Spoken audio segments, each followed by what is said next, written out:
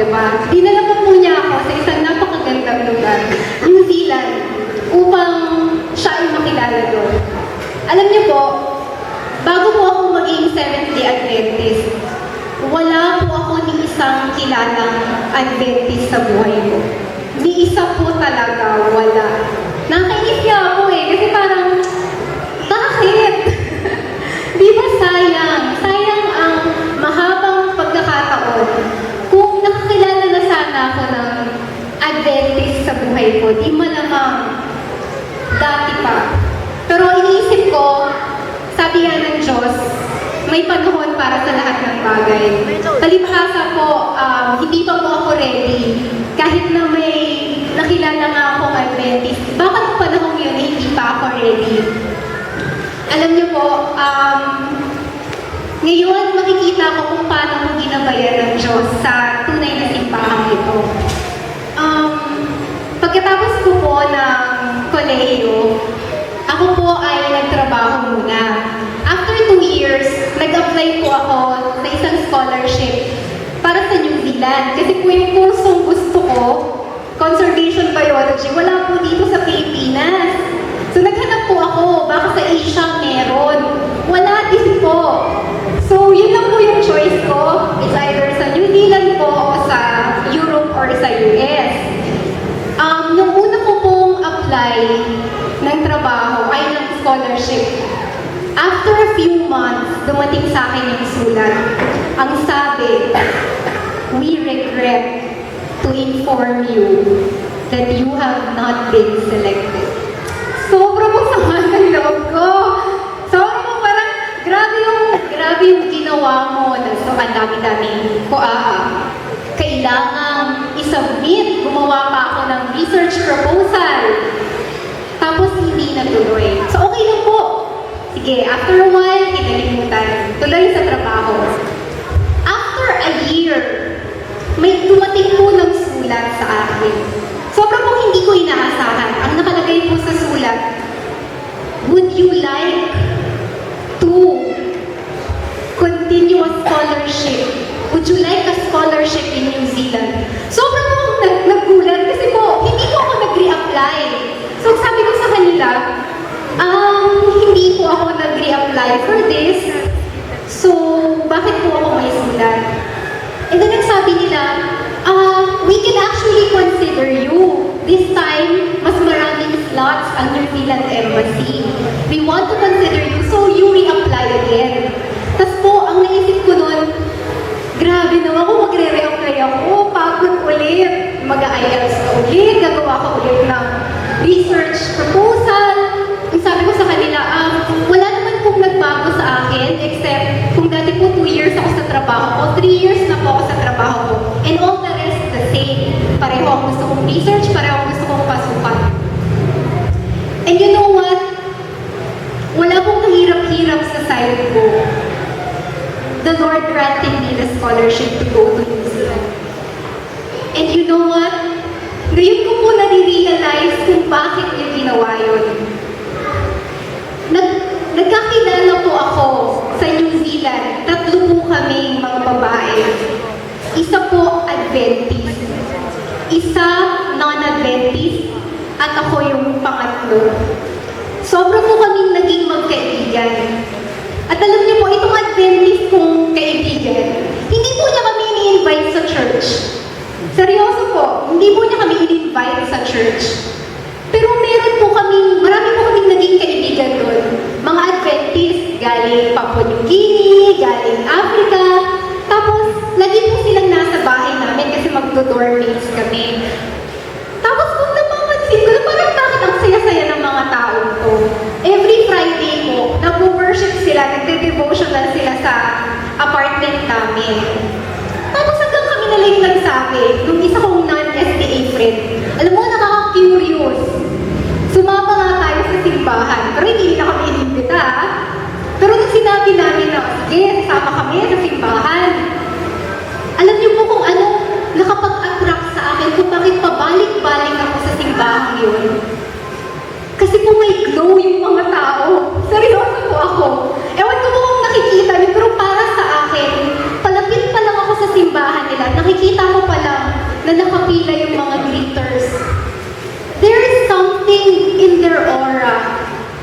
says to me, they are different. Alam niyo po, hindi ko po kasi nakikita yun. Ako pa yung Katoliko dati, di ba? Ang dami-daming churches, tas ang dami-daming tao. So actually, walang makakapansin sa'yo. Pero nakakatuwa sa SDA churches na meron tayong greeters. At sana po sa simbahan yung ginagawa pa rin natin to.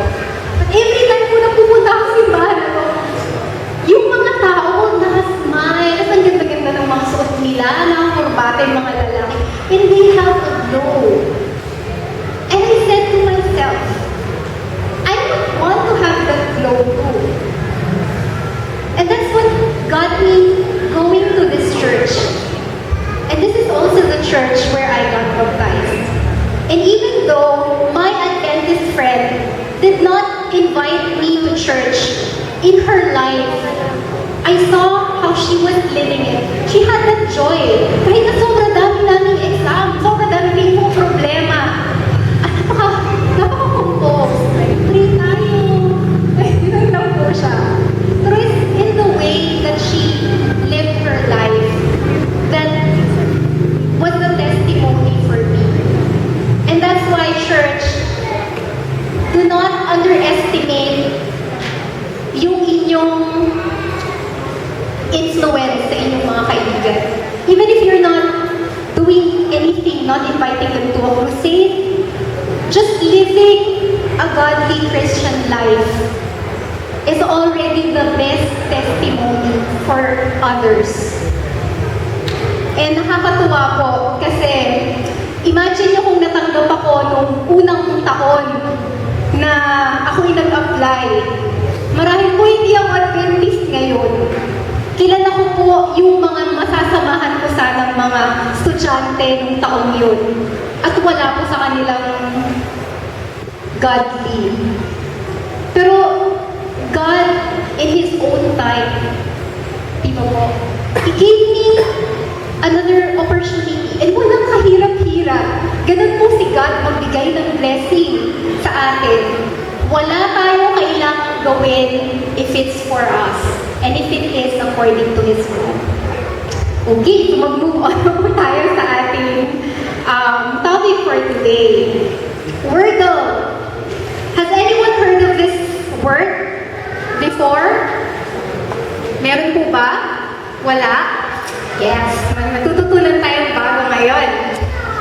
Wordle po is an application on the internet. Okay? Ang ginagawa ng Wordle is it creates word clouds. Ano ang word clouds?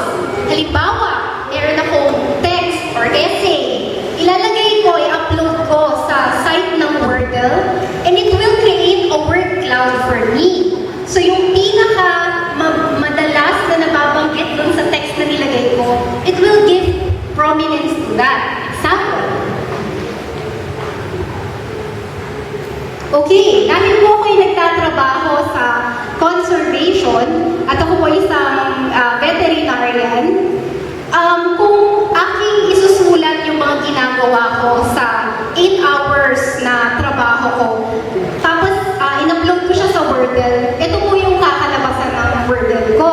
So, syempre, yung pinaka-madalas na word na lagi kong ginagamit, lagi kong iniisip, yung conservation, kasi po dun yung trabaho ko. Mga kapatid, meron ako sa inyong tanong.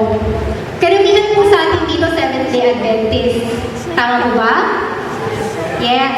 Okay, so I think it is safe to assume that most of us in this church are Seventh-day Adventists. And as Seventh-day Adventists, what does that mean? It means that we have accepted Jesus Christ in our lives. Tama po? Correct. And that we are looking forward to His coming. Correct? Okay, amen.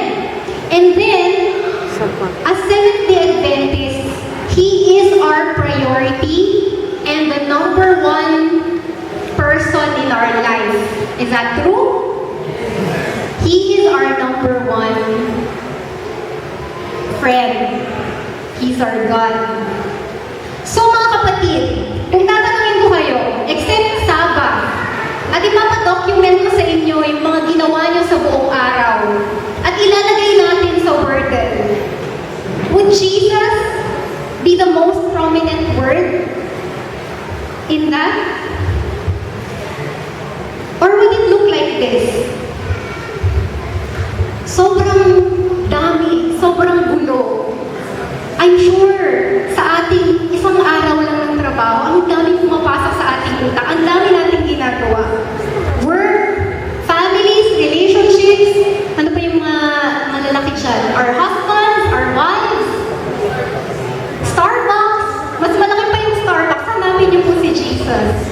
Medyo mahirap. Ayun, parang siningit lang. Di ba po ba? Brothers and sisters, a lot of us, including me, we're all guilty of just, parang pinapasok lang natin si Jesus. Sige, 5 minutes in the morning to pray. And then around 30 seconds, isipin natin siya sa lunchtime kasi papasalamat tayo. And then 5 minutes again at night. And I'm also guilty of such.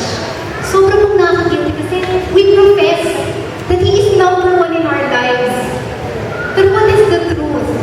Are we really thinking about Jesus all the time? Can other people see Him in our actions, in our words?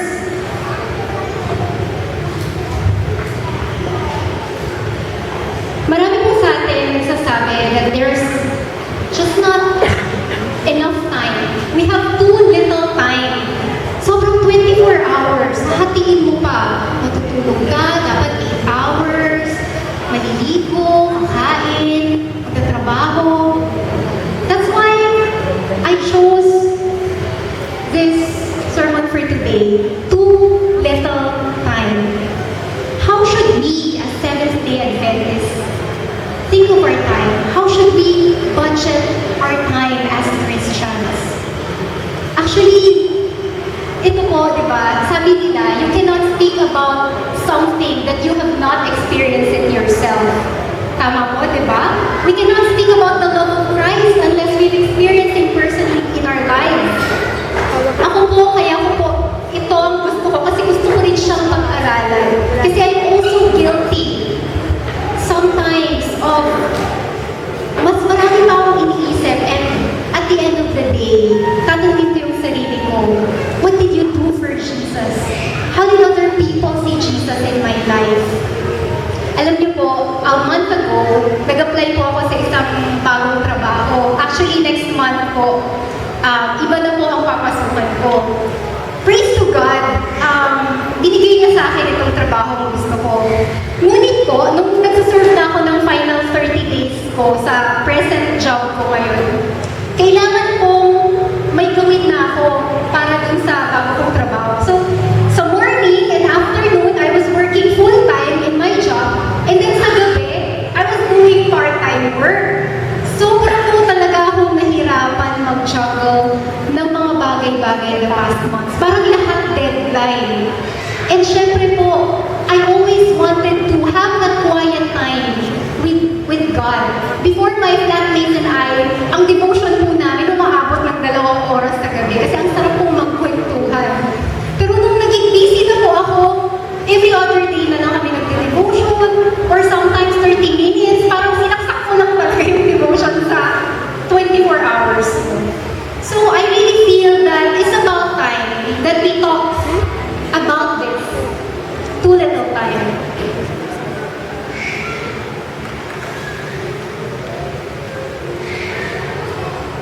The reality po is that God has given us enough time to do exactly what He has planned for our lives. Perhaps the bigger issue is whether we are using our time to do our will or the Lord's. Buksan po natin ang ating Bible. Sa lahat po ng may mga dala ng Biblia, buksan po natin ang ating Bible sa Ecclesiastes chapter 3, verse 1. And I'm reading from the New International Version. It says, "There is a time for everything, and a season for every activity under heaven." So mga kapatid, kung sabihin natin, wala akong oras magdasal, wala akong oras mag-devotion, I am so busy, I have too little time. Aren't we contradicting the Word of God? Aren't we contradicting Him when He said that there is a time for everything and a season for every activity under heaven? Perhaps ang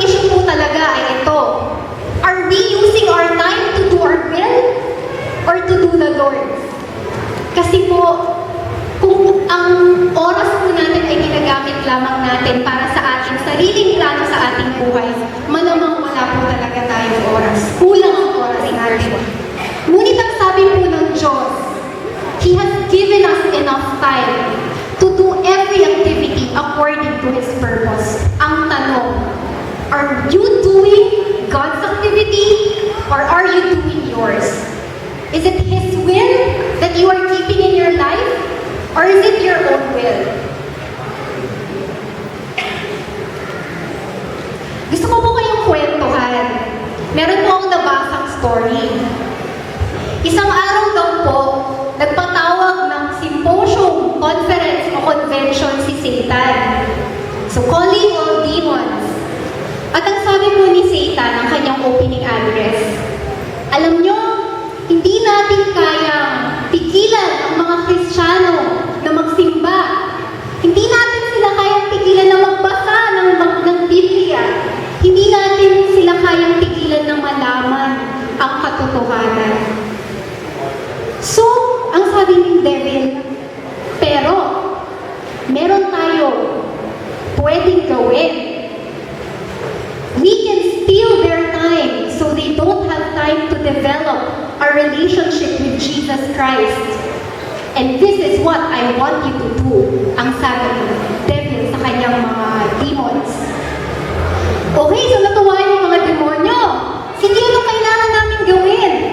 And Satan said, keep them busy in the non-essentials of life and invent many schemes to occupy their mind. Ang sabi daw ni Satan, tutuin nyo ng mga bagay-bagay ang kanilang utak, mag-ubos ang oras nila para hindi nila maisip ang Panginoon. Nagbigay pa siya ng examples. So what does Satan do to keep us busy? Satan said, tempt them to spend, and borrow. Sino po may credit card dito? Huwag po tayong naiyak. Ako meron. Ginagamit ko lamang po para mag-book ng murang airfare sa Cebu Pacific.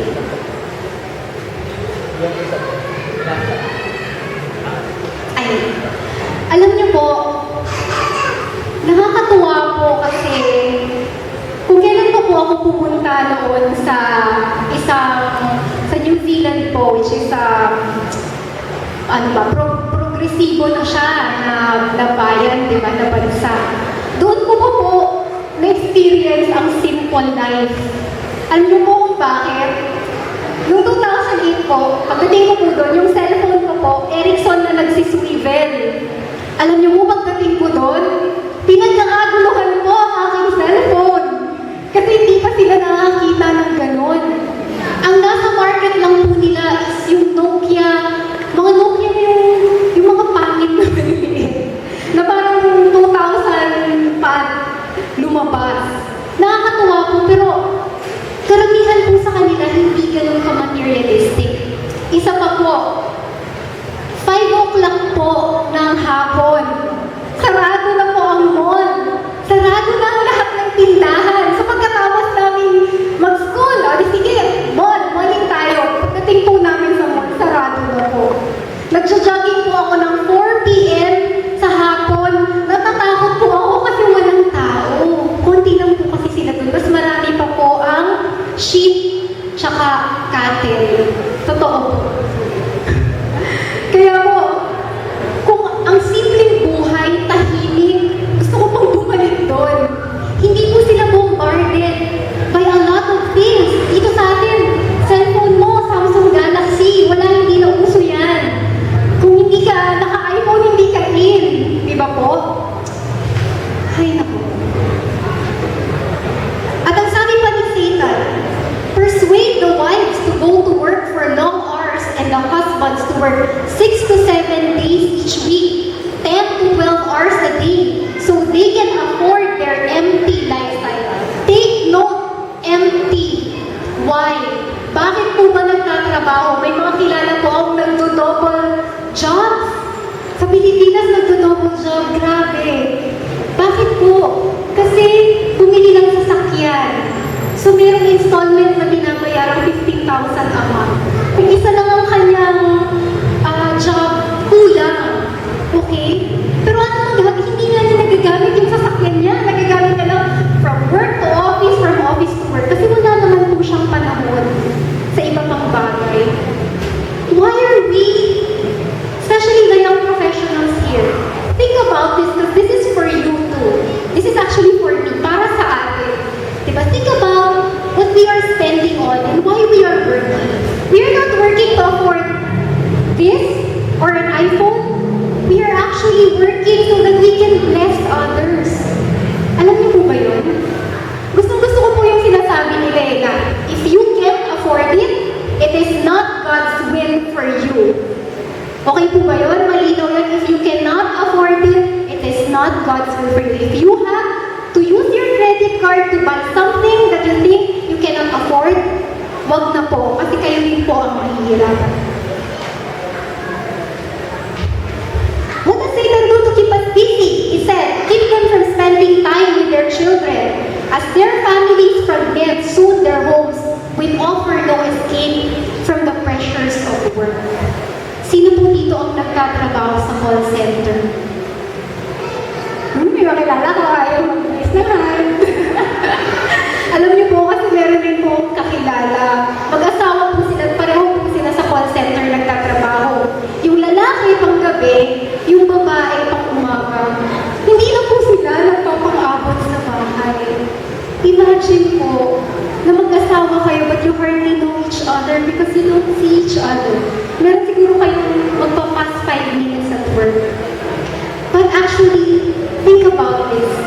Satan is using our work, our being busy, to fragment our families. So church, please be wary of Satan's schemes. Overstimulate their minds so that they cannot hear that small, still voice. How? Entice them to play the radio or cassette or CD whenever they drive. Maganda po kung puro biblical music, o diba? Or Hope Channel, or Hope TV, or podcast na Christian na pinakikinggan natin. Pero sumakay po kayo ng jeep, kahit pedicab nga lang, sakit sa tenga. Diba? Rock music in the morning. The devil said, keep the TV, VCR, CD, DVD, and their PC going constantly in their homes. Sino po may mga maliliit ditong anak? Kasi po yung aking mga pamangkin, ang hilig sa video games. Diba? See to it that every store and restaurant in this world plays non-biblical music constantly. This will jam their minds and break that union with Christ.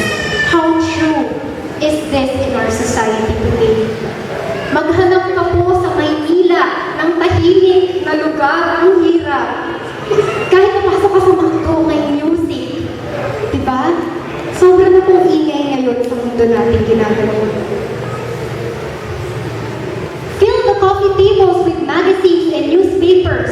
Pound their minds with the news 24 hours a day. Nung bata ko po ako, ang news namin ay 6 p.m. lang. Ngayon po, may CNN na at BBC. All throughout the day, you can have news. Invade your driving moments with billboards. Alam natin to kasi everyday po kayo dumadaan ng EDSA. Flood their mailboxes with junk mail, mail order catalogs, guaranteed credit cards. Maganda po magkaroon tayo ng filter sa ating mga emails. Keep skinny, beautiful models on the magazines and TV. So husbands will believe that outward beauty is what's important and they will become dissatisfied with their wives. Actually, hindi lang po husband ang problema dito. Paano po yung ating mga kabataang mga babae nang nakikita ng mga sexy model na dapat kamukha ko yung model na yan, na hindi pala yun ang damit ko. Diba? Napaka-lotion, napaka-manang, dapat ganyan, sexy. Diba? Spaghetti strap. At ano po ang tinuturo ng mga magazine na ito sa ating mga batang kalalakihan? Bata pa lamang po, the world is instilling in them the concept of sex at such a young age.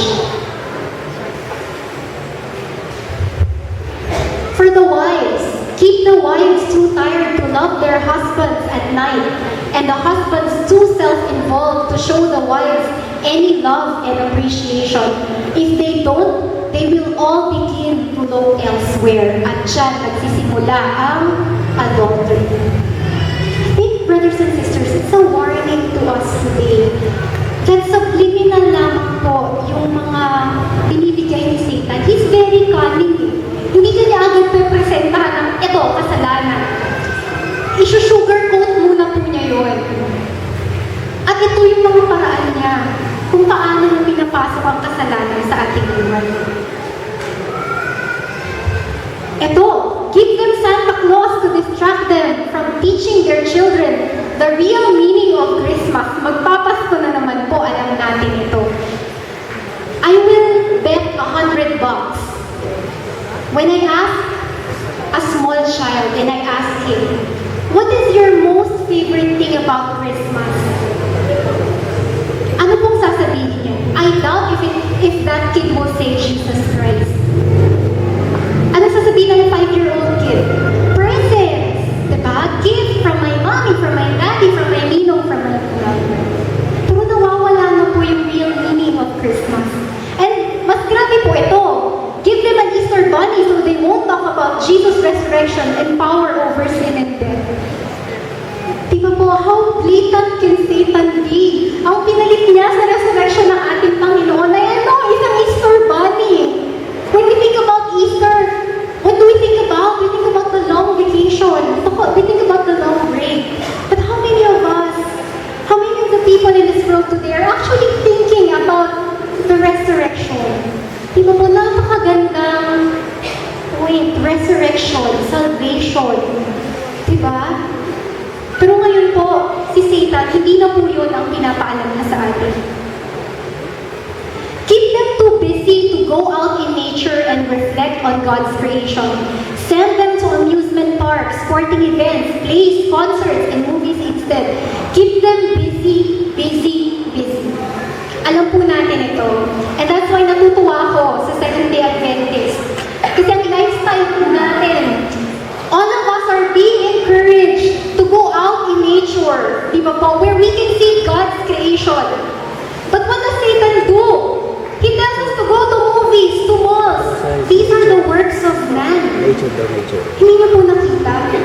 That's why the Adventist lifestyle asks us to be in touch with nature, where we can see God's bounty, God's fingerprint in all His creations. But what Satan wants us to focus on is on the things that were built by men, so that we don't have time to think about that God is the creator of everything.